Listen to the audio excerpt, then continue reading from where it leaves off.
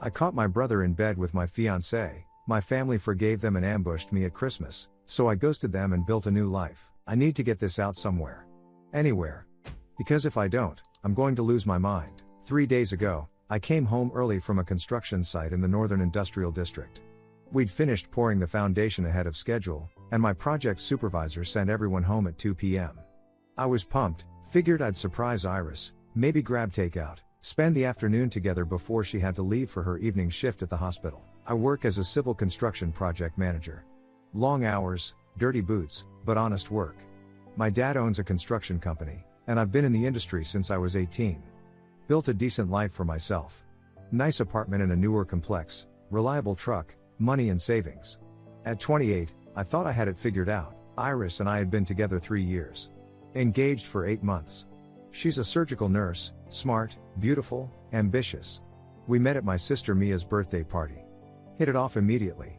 I proposed last winter at the lake where we had our first date. She cried. I cried. It felt perfect. My family loved her. My mom was already planning the wedding. My dad kept joking about grandkids.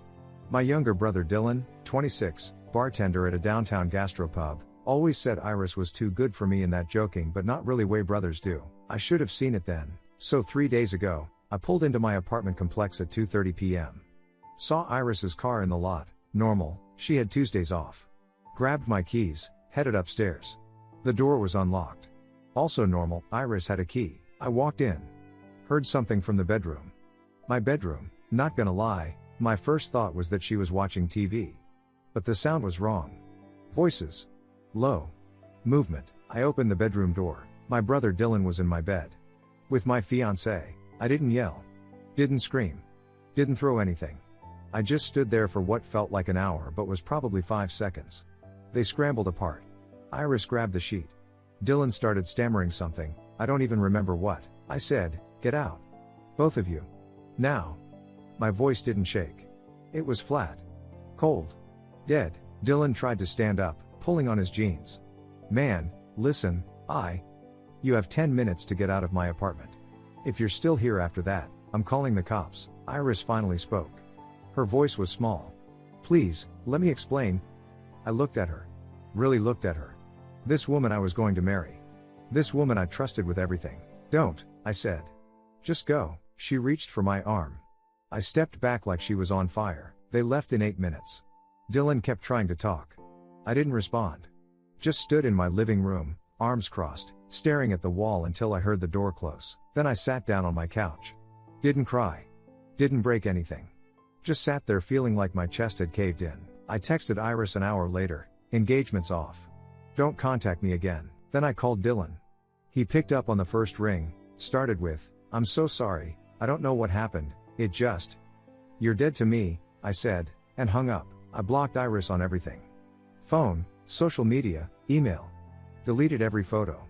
Took the engagement ring she'd left on my nightstand and threw it in a drawer. Then I called my parents. My mom answered. I told her what happened. She gasped. Started crying. Put my dad on speaker. I repeated the story, calm, factual, no emotion. My dad's voice went hard. "That's unforgivable. Dylan's going to hear from me." I called Mia next. She's a nurse, works nights, but she was awake. When I told her, she said, "I'm coming over right now." She did. Brought pizza and beer. Sat with me for 4 hours. Didn't make excuses for Dylan. Didn't tell me to forgive anyone. Just sat there and let me process. For 2 weeks, I thought I had my family's support. My dad called Dylan and tore into him. Mia told me she'd never heard him that angry. My mom sent me daily texts, "We love you. We're here for you. Take all the time you need." I started to believe I'd be okay. That I had people in my corner. Then, 2 weeks after everything imploded, I stopped by my parents' house to drop off some tools my dad had lent me for a project. I was walking toward the garage when I heard my mom's voice through the kitchen window. She was on the phone. "Dylan, sweetheart, I know you're hurting too. You're still my son. We'll work through this. As a family." I froze. She was crying. Comforting him. Like he was the victim. I stood there in the driveway, tools in hand, listening to my mother console the man who betrayed me. And that's when I realized, this wasn't over. Not even close. I left the tools on the driveway and drove home. Didn't confront her. What was the point? The next family dinner invitation came 3 days later. Sunday lunch at my parents' place, tradition since I was a kid. I ignored the text. My mom called. Honey, we miss you. Please come. Is Dylan going to be there? Silence. Then, we're still his parents. We can't just cut him off. Watch me, I said, and hung up. My dad tried next. Called me from the construction office. Used his reasonable voice, the one he uses with difficult clients. Son, what Dylan did was wrong. Nobody's disputing that. But he's your brother. He made a mistake. A mistake is forgetting to pick up milk. He didn't trip and fall into bed with my fiancée. Don't be crude. Look, I'm not asking you to forgive him tomorrow. But eventually, you're going to have to move past this. For the family. Why is it always on me to move past things? Why doesn't he have to earn anything back? My dad sighed. Because you're the older one. You've always been more mature. That's why I need you to be the bigger man here. I laughed. Actually laughed. Right. Got it. I stopped going to family events. Focused on work. Picked up extra projects. Stayed late at sites. Came home, ate frozen dinners, went to bed. Repeat. 2 months after the betrayal, Mia called me at 11 p.m. I need to tell you something, she said. And you're going to hate it. My stomach dropped. What? Dylan and Iris are dating. Like, officially.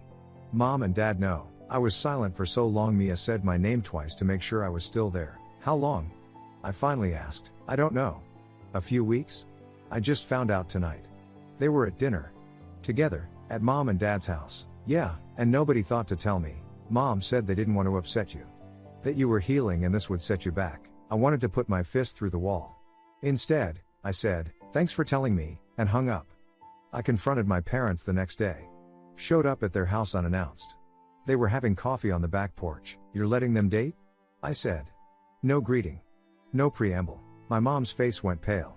Sweetheart. Don't. Just answer the question. My dad set down his mug. We're not letting anyone do anything. They're adults. We can't control their choices, but you can control whether they're welcome in this house. My mom stood.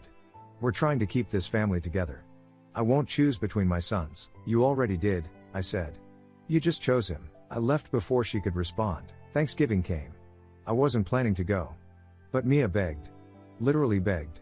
Said she'd barely see me otherwise, that she missed me, that I didn't have to stay long. I caved. Big mistake. I walked into my parents' house at 4 p.m. The smell of turkey, the sound of football on TV. Normal. Familiar. Then I walked into the dining room. Dylan was sitting at the table.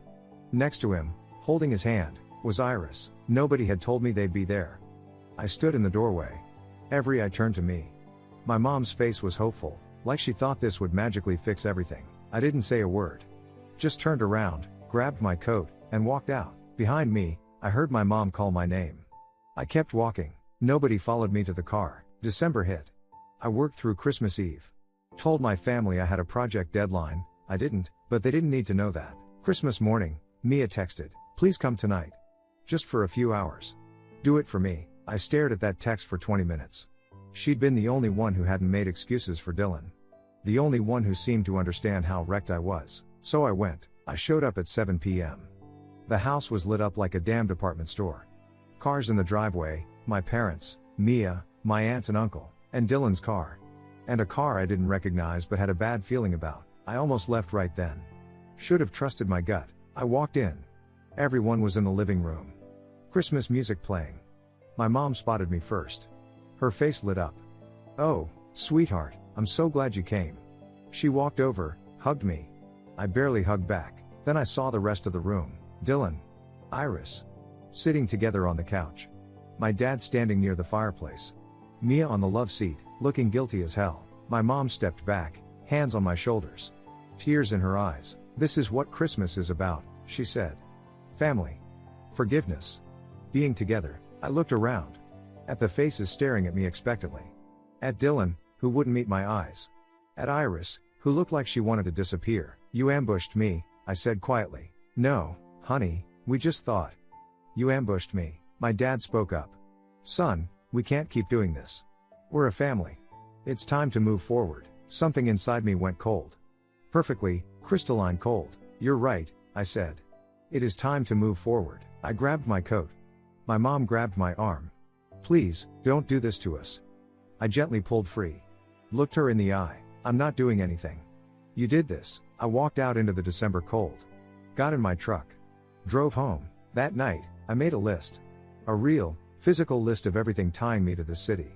My apartment lease was month to month. My job had offices in 4 states. My friends, most were work buddies who'd understand a transfer. By New Year's, I'd applied for a transfer to Indianapolis. 200 miles away. Far enough. By February, I was packing. By March, I was gone. I blocked everyone. My parents. Dylan. Iris. Changed my number. Deleted social media. Vanished. For 3 months, I heard nothing. Built a new life. New apartment. New routines. Started running in the mornings, hitting the gym after work. Went on a few dates, nothing serious, but it felt good to remember I was still a person. Then, one Tuesday in June, my phone rang. Unknown number. I almost didn't answer. But something made me pick up. Hello? Hey, it's Felicity. Your cousin? Please don't hang up. I hesitated. Felicity had always been cool, older, mid-30s, lived across the state. We'd been close as kids but drifted as adults. What do you want? I asked. Just to talk. I heard about everything.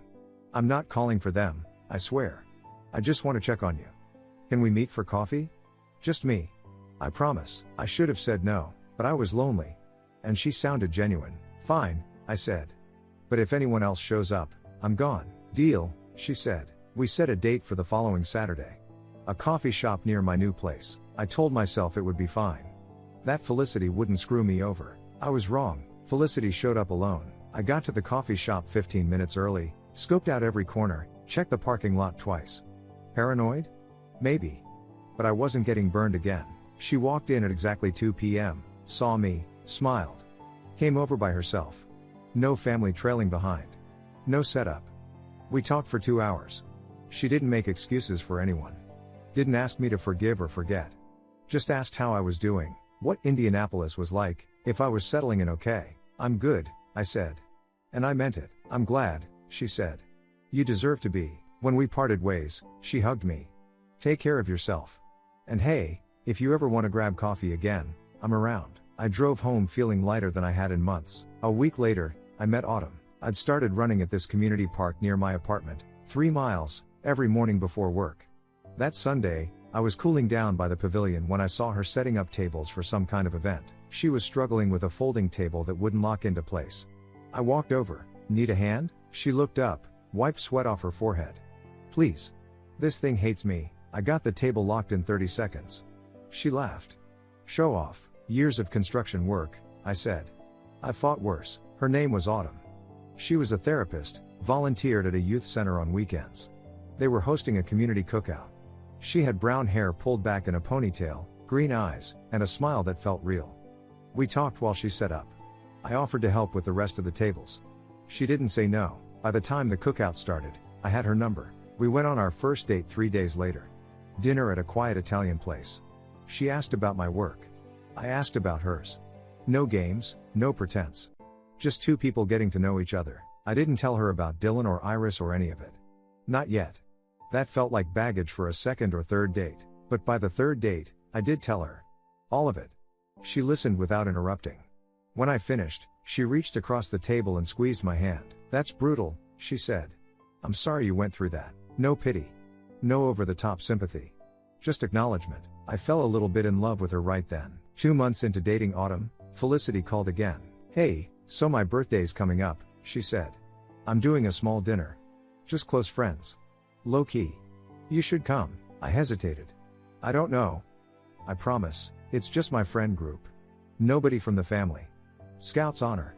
Autumn was sitting next to me on the couch. I put the phone on mute. Felicity's inviting me to her birthday dinner. Should I go? Do you trust her? Autumn asked. I thought about the coffee shop. How genuine she'd seemed.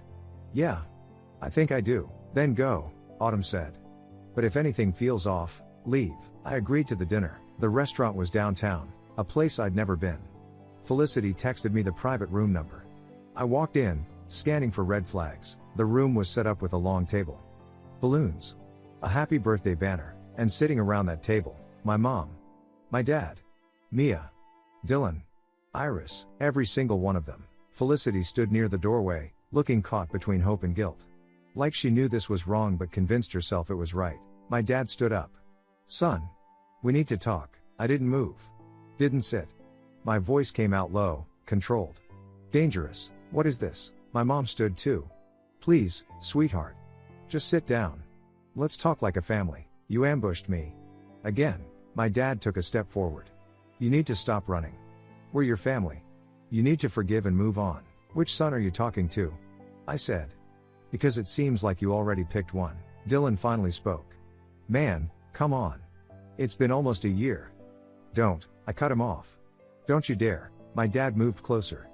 Put a hand on my shoulder. Firm. Almost aggressive. Stop being so selfish. This is tearing your mother apart. Something inside me snapped. I shoved his hand off my shoulder. Hard. He pushed back. Harder. My fist connected with his jaw before I even realized I'd thrown the punch. The room exploded. My mom screamed. Mia jumped up, yelling my name. Dylan lunged toward me. My dad staggered back, hand on his face, eyes wide with shock. I didn't wait. Didn't apologize. Just turned and walked out. My knuckles were already swelling by the time I hit the parking lot. I drove straight to Autumn's place. Told her everything. She held me while I sat on her couch, shaking, not from fear, from rage. You did what you had to do, she said quietly. That night, I blocked every single one of them. New round of blocks. Changed my number again. Deleted every email account they knew about. I was done. For real this time. 6 months passed. Autumn and I moved in together. I got promoted at work. Started sleeping through the night again. Stopped looking over my shoulder. Then one random Tuesday evening, I was scrolling through my phone while Autumn cooked dinner. A notification popped up. A wedding announcement in a local newspaper. Someone had tagged the link in a construction industry group I was part of. I almost scrolled past. Then I saw the names. Dylan Foster and Iris Chen, married Saturday, October 14th. There was a photo. Dylan in a tux. Iris in white. Both of them smiling. I stared at the screen. Autumn walked over, looked at my face. What's wrong? I showed her the phone. She read it. Then looked at me. How do you feel? I waited for anger. For hurt. For anything. But all I felt was nothing. I don't care, I said. And I meant it. Life moved forward. Autumn and I fell into a rhythm. She'd leave early for her practice. I'd head to whichever site needed me that day. We'd meet back at the apartment, cook dinner together, watch terrible reality TV, go to bed. Simple. Peaceful. I didn't think about Dylan or Iris or the wedding. Didn't Google them. Didn't ask questions. They were ghosts from a life I didn't live anymore. 3 months after the wedding announcement, the letters started. My company's HR manager called me into her office. We received some mail addressed to you personally, she said, looking uncomfortable. It's marked personal and confidential, but it came to the office, so, she handed me 3 envelopes. All handwritten. All from my mother. Is this going to be a problem? She asked. No, I said. Won't happen again. I threw them in the trash on my way out. Didn't open a single one. More came. Different envelopes, different handwriting. My dad's block letters. Mia's looping script. I reported it to HR as harassment. They sent a cease and desist letter to my parents' address. The letters stopped. Then came the emails. Burner accounts, fake names, but I recognized the writing. My mom's rambling pleas. My dad's let's be reasonable tone. I set up filters. Deleted them automatically. Voicemails hit my work phone. I had the receptionist screen my calls. After 2 months of that, they finally stopped. Radio silence for a year and a half. Autumn and I thrived. I got promoted to senior project manager. She opened her own practice. We adopted a dog, some mixed breed rescue she fell in love with at an adoption event. Named him Copper. We talked about the future. Kids, maybe. A house with a yard. Growing old together. It felt real. Solid. Nothing like what I'd had with Iris. Then, 2 years after I punched my dad, I got a message from an old buddy, Troy, a guy I'd worked with before the move. We'd stayed in touch, grabbed beers when I visited the old city for work conferences. He texted, "Hey man, got something for you. Can I call?" I called him back. "What's up? Look, I don't know if you want to hear this, but I ran into your sister Mia at a bar last week. She asked about you. Asked if I was still in touch." My stomach tightened. "What did you tell her?" "That we text sometimes." "She gave me a letter. Asked me to send it to you. Said she'd understand if you didn't read it, but she wanted to try." "Don't send it." "Already did." "Sorry, man. It's just a letter. You can toss it." It arrived 4 days later. Thin envelope. My name in Mia's handwriting. Autumn saw it when she brought in the mail. "That from her?" Yeah, you going to open it? I turned the envelope over in my hands. I don't know. I sat with it for 3 days. Finally opened it while Autumn was at work. It was short. 2 pages. I'm not asking for forgiveness. I'm not asking you to call or write back. I just need you to know, I was wrong. I participated in ambushing you. Twice. I made excuses for Dylan. I chose comfort over doing the right thing. You deserved better from me. I'm sorry. I've gone low contact with mom and dad. I see them maybe once every few months. Dylan less than that. I can't be part of what they tried to force. It wasn't right. I hope you're happy. I hope you've built a good life. You deserve it, Mia. No return address. No phone number. Just the apology. I put the letter in a drawer and didn't respond. But 2 months later, when Mia sent a single text to my work phone, is it okay if I text occasionally? I won't mention them. Just want to know you're alive. I replied, fine. But boundaries stay. We texted maybe once a month. Surface stuff. Weather. Copper doing something dumb. Her work at the hospital. Nothing deep. But it was something. Through Troy, bits and pieces of news filtered back. I didn't ask for it, but he'd volunteer information when we'd meet up. Heard Dylan got fired, he mentioned once over beers. Drinking problem. Lost his bartending gig. Another time, your parents separated. Your dad moved to an apartment downtown. And later, Dylan and Iris are having problems. She's working 2 jobs. Heard they're drowning in credit card debt. I nodded. Didn't comment. Didn't feel satisfaction or pity. Just nothing. Meanwhile, my life kept getting better. I proposed to Autumn at the park where we met. Got down on one knee right by that pavilion where I'd fixed her table. She said yes before I even finished asking. 4 months later, she peed on a stick and showed me 2 pink lines. We're having a baby, she said, crying and laughing at the same time. I held her. Felt something shift in my chest. This was my family now. This was what mattered. We told her parents. Her friends. My coworkers. People who actually gave a damn. I didn't tell anyone from my old life. They didn't deserve to know. 6 months into the pregnancy, Autumn glowing, picking out names, setting up a nursery, I made a decision. I drove to the county courthouse on a Tuesday morning. Filed the paperwork. Paid the fee. 2 weeks later, I stood in front of a judge and legally changed my last name to Autumn's surname, Hayes. No more carrying the name of people who chose someone else over me. I was starting fresh. My son would carry a name built on love, not obligation. I walked out of that courthouse with the signed documents in hand, feeling lighter than I had in years. My phone buzzed as I reached my truck. Unknown number, but the area code was familiar. The text read, please. I know I don't deserve it. But I need to see you. Just once. It's important. Mia. I stared at the screen. Autumn was 7 months pregnant. We were painting the nursery this weekend. My life was finally, perfectly stable. And here was the past, knocking again. I sat in the truck, finger hovering over the keyboard, trying to decide if I'd regret saying yes, or if I'd regret saying no. I texted back, neutral location. Public. Just you. We met at a park 3 days later. Different park from where I'd met Autumn. I wasn't contaminating that space. Mia was already there when I arrived, sitting on a bench near the playground. She looked thinner than I remembered. Tired, I sat down, kept 2 feet of space between us. What's so important? She didn't look at me right away. Just stared at the empty swing swaying in the breeze. I'm seeing a therapist, she said. Have been for about 6 months. Working through everything. She suggested I reach out. Not to ask for anything, just to apologize. Face to face, you already apologized. In the letter, I know. But I needed to say it to you. To see your face and tell you I know how badly I messed up. She finally turned to look at me. I don't expect forgiveness. I don't expect a relationship. I just needed you to hear me say it. I'm sorry. For all of it. I studied her face. Looking for manipulation. For angles. I didn't see any. Okay, I said. We sat in silence for a minute. You look good, she said. Happy, I am. I'm glad. She smiled, sad but genuine. That's all I wanted. For you to be okay. I left after 20 minutes. It felt like closure. Real closure. Against my better judgment, and after a long conversation with Autumn, I agreed to occasional texts with Mia. Nothing deep. She'd send pictures of Copper if he did something funny. She'd ask how work was going. I'd respond with 1 or 2 sentences. It was surface level. Safe. Months passed. Autumn's belly grew. We finished the nursery, soft blues and greens, a crib we'd spent hours assembling, a rocking chair Autumn's mom had given us. Mia never mentioned Dylan. Never mentioned my parents. Never pushed. One afternoon, 3 weeks before Autumn's due date, Mia texted, "Would you and Autumn want to come over for dinner? My place. Just us.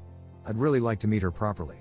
Celebrate your engagement and the baby." I showed Autumn the text. She was folding baby clothes on the couch, humming along to some playlist. She looked up. "What do you think?" "I think it might be fine. She's been respectful. Hasn't crossed any lines. But I don't know if I trust it." Autumn set down a tiny onesie. "Do you want to go?" I thought about it. Really thought about it. Maybe. If she's actually changed, maybe it's worth trying. "Then we try," Autumn said. "But the second anything feels wrong, we leave." No debate. I texted Mia back, "Fine." "When?" She sent an address and a date. The following Saturday. 6 p.m. The week passed without incident. I kept waiting for red flags. None came. Saturday arrived. Autumn was having a good day, no back pain, no swelling. She wore a flowy dress that showed off her bump. I drove us to Mia's apartment across town. Nice complex. Quiet neighborhood. Normal. I parked. Looked at Autumn. "If anyone else is in there, we leave immediately," she finished. "I know." We walked up to the second floor. I knocked. Mia opened the door, and behind her, sitting in her living room, my mom. "Dylan." "Iris." Time stopped. Mia's face crumbled. "Please, just listen for 5. I didn't let her finish. I took Autumn's hand. "We're leaving." My mom stood up. "Your son, you're about to have a son, and you didn't even tell us." I turned, looked at her dead in the eye. "I don't have a mother anymore." Dylan started to speak. I didn't even glance at him. Just guided Autumn back toward the stairs. Mia followed us to the doorway. "Please, I just thought." "You thought wrong," I said. Autumn squeezed my hand as we walked down the stairs. Neither of us looked back. In the car, Autumn asked, "Are you okay?" I started the engine. "Yeah. I'm done. For good this time." I meant it. That night, after Autumn went to bed, I sent one final message to Mia: "You had one chance. You blew it. Don't contact me again." I blocked her number. Deleted the text thread. Erased every trace. Then I went through my phone. Any contact, any email, any thread connected to my old life, gone. Deleted. Purged. I sat on the couch in the dark, feeling nothing but relief. My phone buzzed. Unknown number. I almost didn't open it. The text read, "Congratulations on the baby. You didn't even tell your own family. You're a coward." My jaw clenched. I stared at those words. Probably Dylan. Maybe my mom. Didn't matter. I typed back, "You're not my family. You never were." I blocked the number, but I didn't change mine. I wasn't running anymore. Let them scream into the void. Let them send all the messages they wanted. I was done reacting. Done caring. They'd lost their power over me, and that was the best revenge I could ever have. 3 weeks later, at 3 a.m. on a Tuesday, Autumn woke me up. "It's time," she said, gripping my arm. I drove her to the hospital. Held her hand through 12 hours of labor. Watched my son come into the world, screaming and perfect. They placed him on Autumn's chest. She was crying. I was crying. "Bennett," she whispered. "Bennett Hayes, my son. My name. My family." Everything else was just noise. Bennett Hayes was born at 3:36 p.m., weighing 7 pounds, 6 ounces. He had Autumn's nose and my stubborn chin. When the nurse handed him to me for the first time, he opened his eyes, barely, and I felt something I'd never felt before. Not love like I'd known it. Something fiercer. Protective. Absolute. This was my family. Right here. In this room. Nobody from my old life knew he existed. I liked it that way. The first 2 months were a blur of diapers and sleepless nights, and Autumn and I taking shifts while Copper anxiously paced around the nursery. But it was good. Hard, but good. We got married when Bennett was 4 months old. Small ceremony at a botanical garden. Autumn's parents, her sister, a handful of close friends from work and her practice. 30 people total. No drama. No surprise guests. No ambushes. I stood at the altar in a simple gray suit, watching Autumn walk down the aisle in a cream dress, holding Bennett in one arm while her dad held her other arm. Our son was part of our vows. Part of our beginning. When the officiant said, "You may kiss your bride," and I did, I heard Bennett make a small noise, not crying, just aware something was happening, and everyone laughed. It was perfect. No ghosts. No shadows. Just us. 6 months after the wedding, my dad showed up at my workplace. I was in a project trailer reviewing blueprints when security called. "Someone's here asking for you. Says he's your father. Want me to send him away?" My stomach dropped. But I wasn't running anymore. "I'll come down," I said. I walked to the front gate. My dad was standing outside the fence, looking older than I remembered. Grayer. Thinner. I didn't go through the gate. Just stood on my side, arms crossed. What do you want? He looked like he'd been preparing a speech. I need to talk to you. Please. Just 5 minutes. You have to. He flinched. Then took a breath. I was wrong. About everything. I pushed you to forgive Dylan when you had every right to walk away. I chose keeping the peace over doing what was right. I'm sorry. Your mother and I, we're not together anymore. Haven't been for over a year. And I realize now that trying to force everyone to get along. It destroyed us all. I waited. Didn't react. I just want you to know, he continued, that I'm proud of you. For building a life. For standing up for yourself. Even if it meant leaving us behind. I didn't leave you behind, I said. You pushed me out, he nodded slowly. I know. We stood there in silence. I could see him trying to find more words. I didn't help him. Your mother told me about the baby, he finally said. And the wedding. She saw it on. I don't know, someone's social media or something. She's devastated she wasn't there. She made her choices. I know. He looked down. Can I meet him? My grandson? I felt nothing. No anger. No pity. Just a flat, empty calm. No. His face crumbled. Please. I forgive you, I said. I do. But I don't want you in my life. You, Mom, Dylan, none of you. I've moved on. I'm happy. And I need you to respect that. But he's my son. And I get to decide who's in his life. You don't get access to him just because we share DNA. My dad's eyes filled with tears. I'd never seen him cry before. Not once. I understand, he said quietly. I nodded. Goodbye. I turned and walked back to the trailer. Didn't look back. Didn't need to. Through Troy, I heard updates over the next year. I never asked, but he'd mentioned things in passing during our occasional meetups. Dylan and Iris divorced 2 years after their wedding. She left him for someone else, some insurance agent she met at her second job. The irony wasn't lost on me, but I felt nothing about it. Dylan apparently spiraled after that. Still drinking. Bouncing between jobs. My parents were still separated. Dad was dating someone new. Mom was in therapy. Mia sent one last email 6 months ago. I saw the subject line in my spam folder. I'm sorry. I understand. I hope you're happy. I deleted it without reading it. Now, I'm sitting on my porch. It's Sunday morning. Autumn's inside making breakfast. I can hear her singing to Bennett, who's 2 now, babbling back at her in that half-language toddlers have. Copper's asleep at my feet. The sun's coming up over the neighborhood. I've got a mug of coffee and nowhere to be. My name is on the mailbox. Hayes. My son's name is Hayes. I built this. I think about the kid I was at 28. The one who thought family was everything. The one who believed blood meant loyalty. I know better now. Family isn't about DNA. It's about who shows up. Who respects you. Who chooses you as much as you choose them. I don't regret cutting them off. Not for a second. Not when Dylan betrayed me. Not when my parents chose him. Not when they ambushed me over and over. Not when I punched my dad. Not when I walked away from every single one of them. Because walking away gave me this. A wife who loves me. A son who'll grow up knowing what real family looks like. A life built on my terms. They're still out there, somewhere, living with the consequences of their choices. Dylan's broke and divorced. My parents are separated. Mia's alone, caught between guilt and a family that imploded. And I'm here. Happy. At peace. Sometimes people ask if I'll ever reconcile. Coworkers who hear bits of the story.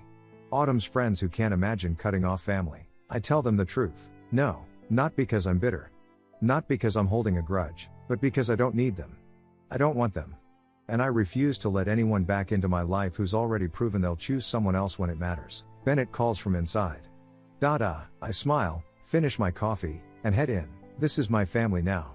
This is what I chose, and I've never been more certain of anything in my life. Thank you so much for watching until the end.